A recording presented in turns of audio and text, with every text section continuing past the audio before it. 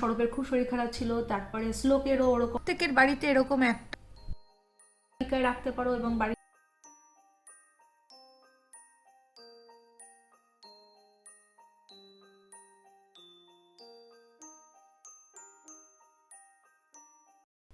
Hello everyone, সুইজারল্যান্ডের Zurich শহর থেকে আমি সোনালি ইনফিনিটি লাইফস্টাইল চ্যানেলের নতুন একটা ব্লগে তোমাদের সবাইকে জানাই অনেক অনেক স্বাগত। তোমরা সবাই কেমন আছো? আশা করি তোমরা সবাই ভালো আছো, আমিও ভালো আছি।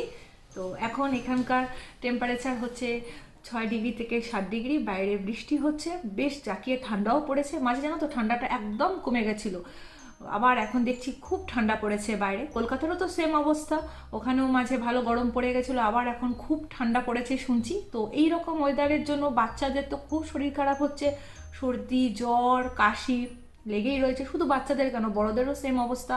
মাঝে তো তোমাদের বলছিলাম সৌরভের খুব শরীর খারাপ ছিল, তারপরে শ্লোকেরও ওরকম কাশি জ্বর সর্দি, আমারও একটু আধটু হয়েছিল।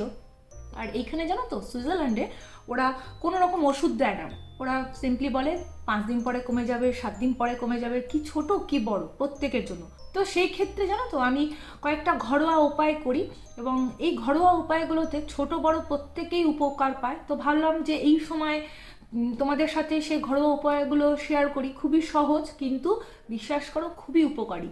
তো চলো তোমাদেরকে সেই উপায়গুলো আস্তে আস্তে বলতে শুরু করি।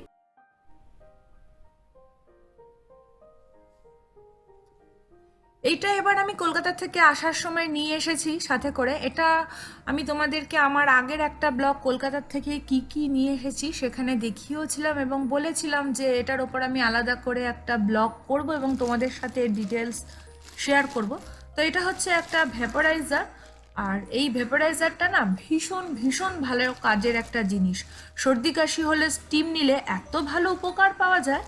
এখানকার ডাক্তাররা তো সেরকম ওষুধ দেয় না, বাচ্চাদেরও না বড়দেরও না, তাই বারবার যদি স্টিম নেওয়া যায় খুব উপকার পাওয়া যায়। আমি এটা কোনো প্রমোশনাল ভিডিও করছি না, এটা আমার খুব ভালো কাজে লেগেছে এবং খুব উপকার পেয়েছি, সেই জন্য আজকে আমি তোমাদের সাথে এটা শেয়ার করছি। যারা কিনবে ভাবছো তাদের জন্য আমি এটার লিংক ডেসক্রিপশন বক্সে দিয়ে দেবো। এটা আমি অ্যামাজন থেকে কিনেছিলাম। এই যে দেখছো পুরো এই ভেপোরাইজার মেশিনটা, এর ভেতরে একটা ছোট্ট দেখেছো বাটির মতন জায়গা রয়েছে, ওখানে তোমরা জল দিয়ে তার উপর তারপরে ওটাকে অন করে দিয়ে তোমরা স্টিম নিতে পারো। আর এর মধ্যে যদি তোমরা কার্বল প্লাস ক্যাপসুলটা দিয়ে নাও তাহলে আরও ভালো উপকার দেয়। তবে হ্যাঁ, সেটা বড়দের জন্য সুইটেবল, ছোটদের জন্য না। খুবই ইজি এটা ব্যবহার করা, কোনো রকম ঝামেলা নেই। জাস্ট জল দিয়ে 1 বা 2-তে দিলেই দেখবে স্টিম বেরোতে শুরু হয়।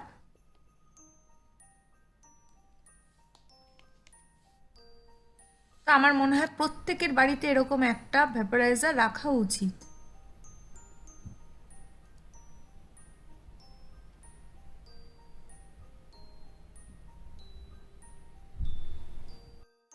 এবার আমি তোমাদের সাথে আমার দ্বিতীয় উপায়টা শেয়ার করব। তো আমি আমার এই দ্বিতীয় উপায় তোমাদেরকে একটা চা বানিয়ে দেখাবো। চায়ের কথা শুনে হয়তো ভাবছো যে এটা শুধুমাত্র বড়দের, কিন্তু না, এটা ছোটরাও খেতে পারে। আমি শ্লোককেও দিয়েছি, শ্লোকের বয়স এখন 3 বছর, তো ওকেও ভালোই উপকার পেয়েছে। তো চলো চাটা বানাই। বানাতে বানাতে তোমাদেরকে বলি যে এতে কী কী উপকরণ লাগছে এবং এর উপকারিতাটা কী। এই চাটা বানাতে আমার লাগবে 3টে উপকরণ। একটা হচ্ছে আদা, সেকেন্ড হচ্ছে লবঙ্গ, আর থার্ড হচ্ছে জল। তো এখানে আমি আদা নিয়েছি 3 ইঞ্চির মতন, আর লবঙ্গ নেব হচ্ছে 22-23টার মতন লবঙ্গ। লবঙ্গর পরিমাণটা আরেকটু বেশি হলেও অসুবিধা নেই, ভালোই বলো। আর তার সাথে নেব 3 থেকে 4 কাপ জল। এবার প্রথমেই জলটাকে একদম ফুটিয়ে নেব, জল একদম ফুটলে পরে তারপর তার মধ্যে আদাটা দিয়ে নেব। এক্ষেত্রে একটা কথা বলে রাখি, আদাটা কিন্তু গ্রেট করলে হবে না। এখানে দেখতে পাচ্ছ তোমরা সরু সরু করে আমি আদা কেটে নিয়েছিলাম এবং সেটাকে ভালো করে থেতো করে নিয়েছি। তো এইভাবেই আদাটা থেতো করে ওই গরম জলের মধ্যে প্রথমে দিতে হবে, তারপরে ওর মধ্যে দেব হচ্ছে লবঙ্গগুলো। এবার এটাকে ছেড়ে দিতে হবে একদম হাই ফ্লেমে। ওটা ফুটতে ফুটতে ফুটতে ফুটতে দেখবে জলের রঙটা একটা হলুদ হলুদ কালারের আসছে, তখন ওটাকে নাবিয়ে নেবে। এবার 1 কাপ জল রেখে বাকিটা তোমরা বোতলে করে রেখে দিতে পারো। আর এটাকে মাস্ট দিনে 3 থেকে 4 বার দিতেই হবে। যার সর্দি হয়েছে, কাশি হয়েছে, ঘন ঘন নাক থেকে জল, চোখ থেকে জল পড়ছে, তাদেরকে বেশ গরম গরম কিন্তু এটা খেতে হবে। খুবই উপকার, এবং তোমরা একটা দিন পুরো করে দেখতে পারো যে সে কতটা রিলিফ পাচ্ছে। এটা আমরা সবসময় করি, শুধু আমি স্বরূপ বা শ্লোক বলে না, এটা আমার বাড়ির লোকেরাও করে এবং তারাও খুবই উপকৃত হয়। তাই আজকে আমি এই রেসিপিটা তোমাদের সাথে শেয়ার করলাম।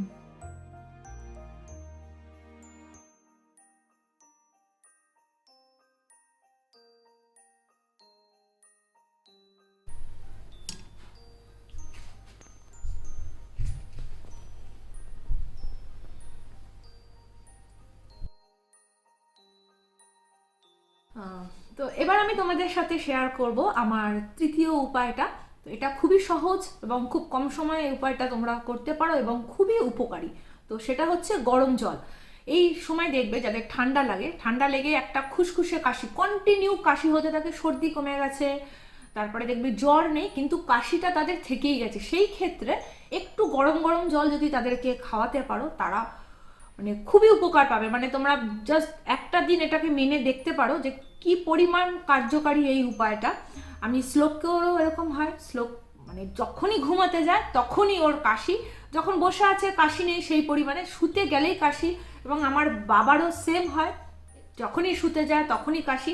আর আমার বাবা হচ্ছে হার্টের পেশেন্ট, কিছুদিন আগেই বাবার হার্টে স্টেন বসেছে, তো সেই ক্ষেত্রে ডাক্তারের একদম স্ট্রিক্টলি বারণ যেন বেশি কাশি না হয়, হাঁচি বেশি না হয়, ঠান্ডা না লাগে। তো সেই ক্ষেত্রে বাবার কিছুদিন আগে এই ওয়েদার চেঞ্জের জন্য প্রচুর কাশি, মানে কাশতে কাশতে বাবার জীবন বেরিয়ে যাচ্ছিল। তো সেই ক্ষেত্রে মা এই উপায়টা অবলম্বন করেছিল। তোমরা বিশ্বাস করবে না, একদিনে বাবার প্রায় 70% কাশি কমে গেছিল এই গরম গরম জলকে। তো আমি তোমাদেরকে সাজেস্ট করব যে অবশ্যই তোমরা একবার না একবার এটা করে দেখতে পারো এবং তোমরা অবশ্যই উপকার পাবে।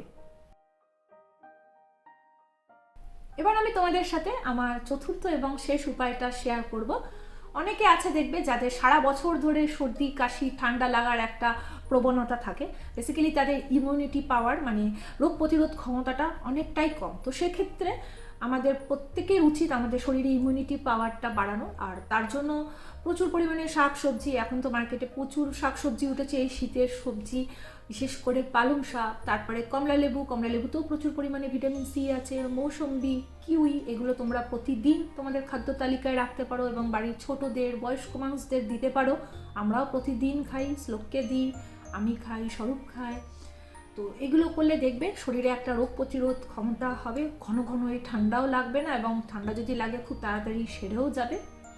তো এই ছিল আমার আজকের এই 4টি উপায়। আশা করি তোমাদের আমার উপায়গুলো খুব কাজে আসবে। তোমরা যদি আমার উপায়গুলো অ্যাপ্লাই করো এবং উপকৃত হও, প্লিজ আমাকে তোমরা জানিও, আমার খুব ভালো লাগবে। যাওয়ার আগে তোমাদের কাছে একটা ছোট্ট অনুরোধ করব, তোমরা প্লিজ আমার চ্যানেলটাকে সাবস্ক্রাইব করে আমার পাশে থেকো, আমাকে এগিয়ে যেতে সাহায্য